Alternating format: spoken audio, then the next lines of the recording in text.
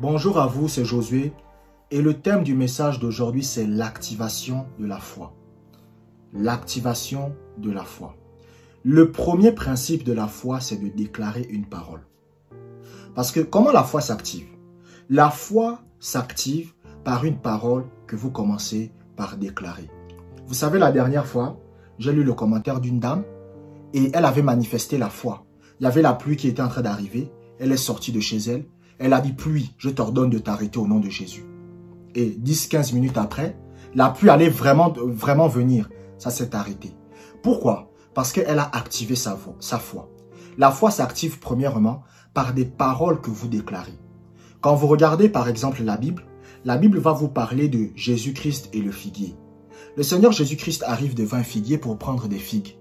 Mais le problème c'est qu'il ne trouve pas de fruits. Qu'est-ce que Jésus va faire? Jésus va activer sa foi. La première chose qu'il va faire, c'est quoi? Déclarer une parole. Il va dire que plus personne ne mange jamais de ton fruit. Vous savez, ça c'est la foi. Vous savez, je me rappelle un jour, il y avait un papa qui m'embêtait beaucoup. Et ce papa-là, il était très méchant. Et le problème, c'est que ce qui le rendait fier, c'était son travail. Comme il avait un travail là où il était payé plusieurs millions, il méprisait Jésus-Christ. Voilà, il était là. Je lui ai dit, la raison pour laquelle tu méprises Jésus, c'est à cause de ton travail. Mais tu vas perdre ton travail. Et 3 mois plus tard, il a perdu son travail. Pourquoi? C'est l'activation de la foi. La foi commence par les paroles que vous déclarez. C'est pour cela que vous allez voir que même dans la sorcellerie, lorsque quelqu'un veut vous faire du mal, le premier moyen qu'il utilise, c'est les paroles. C'est les paroles. C'est pour cela que moi j'ai l'habitude de dire, quand vous voyez un parent qui ne passe son temps qu'à dire des mauvaises choses sur ses enfants, c'est un sorcier, même s'il ne vous dit pas qu'il est sorcier. C'est un sorcier. Par exemple, votre enfant est en train de mettre le drap. Vous dites, ah, tu es trop bête, hein? Tu sais même pas mettre un drap. Vous êtes déjà en train d'activer la foi sur votre enfant. Donc, les gens ne comprennent pas que c'est à ça que sert la langue. La puissance des paroles. C'est pour cela que vous allez voir que lorsque la Bible dit que la terre était informe et vide, Dieu était là. Et le Saint-Esprit était là. Mais pourtant, rien ne se passait. Rien ne se passait. Mais la Bible dit que Dieu a commencé à parler. Et c'est quand Dieu a commencé à parler que le Saint-Esprit a commencé à bouger. Quand vous lisez la Bible va vous parler de l'histoire de Ézéchiel. La Bible dit que Ézéchiel était devant des ossements desséchés. Donc il y avait des ossements qui étaient là. Et Dieu va lui dire, prophétise. Ça veut dire quoi? Parle, déclare des paroles. Et Ézéchiel va dire, non, tu sais, Dieu, je peux pas. Dieu va lui dire, déclare des paroles. Et qu'est-ce que Ézéchiel a fait? Il a commencé à déclarer des paroles. Il a commencé à déclarer des paroles. Et le Saint-Esprit a commencé à agir. Donc c'est ça le problème. Beaucoup de chrétiens, vous ne comprenez pas la loi de la foi. La foi commence par rapport à ce que vous dites. Ce que vous dites, c'est là que la foi commence. Vous devez déclarer ce que vous avez envie de voir. Si par exemple, vous voulez être propriétaire d'une maison, vous déclarez, vous dites au nom de Jésus, je deviens propriétaire d'une maison. La foi a été activée. Ça, c'est le premier principe de la foi, les paroles. Et quand vous lisez la Bible, c'est ce que Jésus-Christ faisait. Le premier principe de la foi fonctionne avec des paroles. Vous savez, une fois, il y a un frère, il me contacte à cause de sa mère qui est malade. Il me dit, Josué, ma mère est malade, elle a des problèmes cardiaques, prie pour elle, ça ne va pas. J'ai dit, ok. J'ai dit au nom de Jésus. J'ordonne à ses problèmes cardiaques de partir. Elle sort de l'hôpital au nom de Jésus. Et c'est ce qui est arrivé. Elle est sortie de l'hôpital le lendemain. Donc, j'ai activé ma foi. Mais j'ai commencé par quoi? Par les paroles. Par les paroles. Il y a des chrétiens, c'est ce que vous ne comprenez pas. Et vous pensez que l'activation de la foi, c'est seulement les hommes de Dieu qui peuvent faire ça. Il y a un homme de Dieu un jour, j'ai écouté son histoire, il dit qu'il était avec une sœur chrétienne. Et la sœur chrétienne était en train de lui parler d'un des membres de sa famille qui était un franc-maçon. Et l'homme de Dieu a eu l'Esprit de Dieu qui est venu sur lui. Et il a dit au nom de Jésus, vous n'allez plus jamais revoir cet homme. Et l'homme l'a disparu du jour au lendemain. On ne sait pas s'il est mort, on ne sait pas s'il a disparu, on ne sait pas si on l'a enlevé. Il a disparu totalement.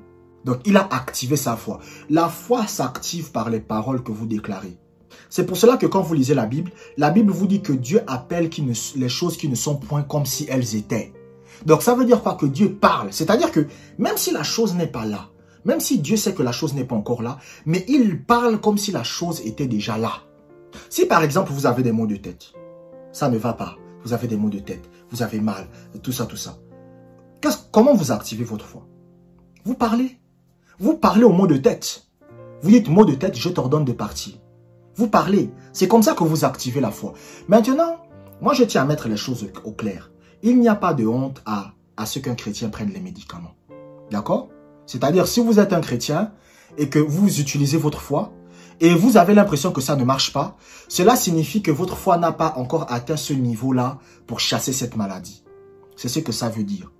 C'est pour cela, parfois, il y a des chrétiens, vous allez voir, vous arrivez à chasser les maux de tête. Vous arrivez à chasser les problèmes de pied. Vous arrivez à chasser les problèmes de tension. Mais par exemple, le cancer, vous avez du mal à chasser. Prenez d'abord les médicaments. Quand maintenant votre foi sera suffisamment développée, à ce moment-là, vous utiliserez encore à nouveau votre foi afin que le cancer disparaisse. Il n'y a pas de honte à prendre les médicaments. Maintenant, le deuxième principe de la foi, c'est de considérer que la chose est faite même si vous ne l'avez pas encore vue. Lorsque vous avez déclaré la parole, lorsque vous avez déclaré ce que vous voulez, après avoir déclaré, vous devez considérer que la chose est faite même si vous ne le voyez pas. Vous ne le voyez pas, vous ne le sentez pas, mais vous considérez que la chose est déjà là. Quand vous lisez par exemple la Bible va vous parler de l'histoire de Josué. Vous savez, quand Josué va détruire Jéricho, Josué va déclarer une parole. Il va dire que la personne qui va essayer de reconstruire cette muraille va perdre son premier fils. Et Josué va partir. Et la Bible dit que des centaines d'années plus tard, je dis bien des centaines d'années plus tard, il y a un roi qui va venir pour reconstruire les murs de Jéricho. Et quand il va construire les murs de Jéricho, son premier fils va mourir d'une maladie. Donc vous voyez que Josué a déclaré une parole. Et même si Josué n'était plus là, parce que c'était des centaines d'années plus tard, cette parole s'est réalisée. C'est pour cela que parfois, vous allez voir un homme de Dieu, il va vous déclarer une mauvaise parole sur vous. Même s'il est mort, la parole est restée. Maintenant, vous devez trouver un homme de Dieu qui est supérieur à lui pour enlever cette parole. Vous savez, c'est pour ça que quand vous lisez la Bible vous dit de ne pas jouer avec les hommes de Dieu. Écoutez, parce qu'il y a des paroles positives et il y a des paroles négatives.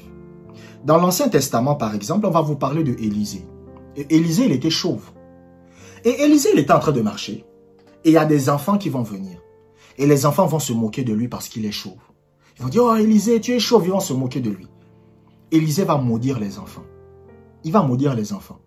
Vous savez ce qui va se passer? La Bible dit qu'un ours va sortir de la forêt et il va tuer tous les enfants là. Pourquoi? À cause d'une parole qu'il a déclarée. Donc, les chrétiens, vous ne comprenez pas la puissance de vos paroles. Vous ne comprenez pas. Maintenant, là, c'est des cas négatifs, mais il y a aussi des cas positifs. Il y a des cas positifs dans la Bible que vous voyez. Par exemple, quand vous voyez Anne, la mère de Samuel. Anne, la mère de Samuel, était stérile. Élie, pas Élie le Tishbite, le prophète, non. Élie, le souverain sacrificateur, va déclarer une parole. Et cette parole va se réaliser. Mais lorsqu'il a déclaré la parole, il a cru que c'est fait. Le deuxième principe de la foi, c'est de déclarer une parole et croire que cette parole est accomplie, même si vous ne le voyez pas, même si vous ne le sentez pas. C'est ça le principe de la foi. Maintenant, c'est ce que je vous ai dit. Écoutez, vous savez, il faut être équilibré. Il faut être équilibré. Quand vous voyez que votre foi n'est pas encore suffisante à un niveau, prenez vos médicaments. Par exemple, dans le domaine de la santé, si vous voyez que votre foi n'est pas encore suffisante, prenez les médicaments en attendant de développer votre foi.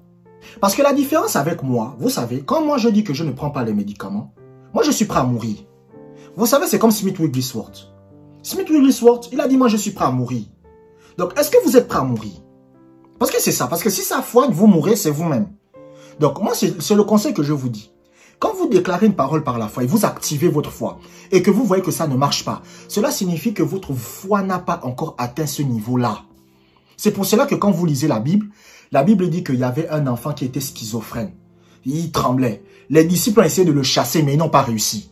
Et Jésus va leur dire, c'est à cause de votre incrédulité. Mais de quelle incrédulité il parle? Ils avaient déjà la foi. De quelle incrédulité il parle? En fait, ce que Jésus était en train de dire, c'est que le niveau de votre foi n'est pas encore à ce niveau-là pour que vous puissiez chasser ce genre d'esprit. Et c'est pour cela qu'il a dit, ce genre d'esprit ne sort que par le jeûne et la prière. Qu'est-ce que ça veut dire? En fait, Jésus est en train de dire que vous devez aller dans le jeûne et la prière.